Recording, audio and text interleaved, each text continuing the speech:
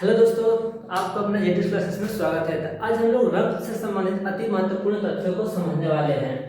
तो आज रक्त का अध्ययन क्या कहलाता है? रक्त का अध्ययन हेमेटोलॉजी कहलाता है। रक्त का अध्ययन हेमेटोलॉजी कहलाता है। इसके अध्ययनकर्ता अर्थात विशेषज्ञ को हेमेटोलॉजिस्ट कहा जाता है। रक्त एक प्रकार का संवहनी अंग है। यह ऑक्सीजन, कार्बन डाइऑक्साइड, प्रोटीन, वसा इन सभी को एक जगह से दूसरे जगह तक ले जाने का कार्य करता है, अर्थात परिवहन का कार्य करता है। इसीलिए इसे संवहनी अंग कहते हैं। यह द्रव अवस्था में होता है। रक्त एक प्रकार का आपका तरल संयोजी उत्तक होता है।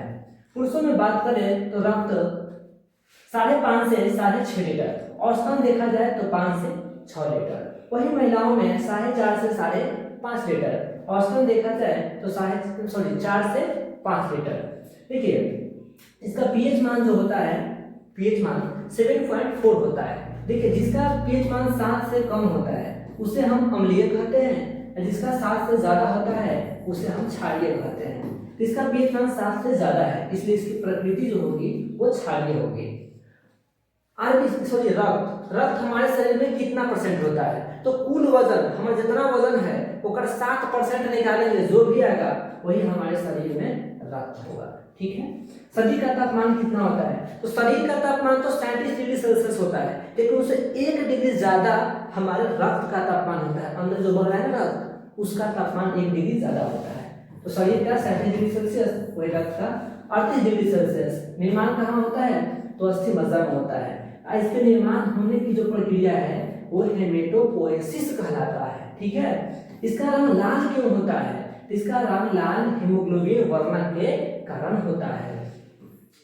रक्त को मापने वाला यंत्र का क्या नाम है? तो हीमोसाइटोमीटर है। हीमोग्लोबिन का स्तर पुरुष में 14 से 16 ग्राम प्रति डीएल, वही महिलाओं में 10 से 12 ग्राम प्रति डीएल होता है। देखिए रक्त जो होते हैं आगे चलते 2 भागों में बढ़ते हैं, एक ठोस भाग और एक तरल भाग। ठोस भाग हमारे शरीर में 45% होते हैं, वही प्लाज्मा 55%। रक्त कोशिकाएं जो ठोस अवस्था होते हैं, जिसे रक्त कोशिकाएं कहते हैं, वो 3 प्रकार के होते हैं, आरबीसी, डब्ल्यूबीसी और प्लेटलेट्स। वही महत्वपूर्ण जानकारी है। ऑक्टोपस का खून नीला हीमोसाइनिन के कारण, कॉकरोच का खून उजला हीमोलिम्फ के कारण, मनुष्य का रंग का खून लाल हीमोग्लोबिन के कारण। चलिए फिर मिलते हैं नए वीडियो में, तब तक के लिए धन्यवाद।